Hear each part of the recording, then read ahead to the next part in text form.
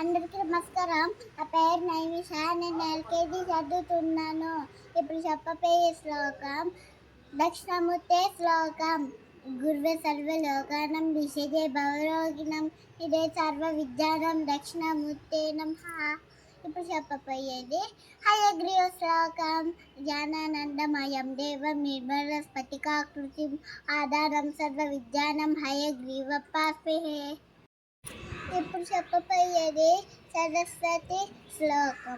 సరస్వతి నమస్తుభ్యం వరదే కామరూపిణి విద్యారంభం కరిష్యామి సిద్ధిర్భవతు మే సదా పద్మపత్ర విశాలాక్షి పద్మకేసరవర్ధిని నిత్యం పద్మాలయా దేవి సామాన్ పాతు సరస్వతి భగవతే విశేష జపః.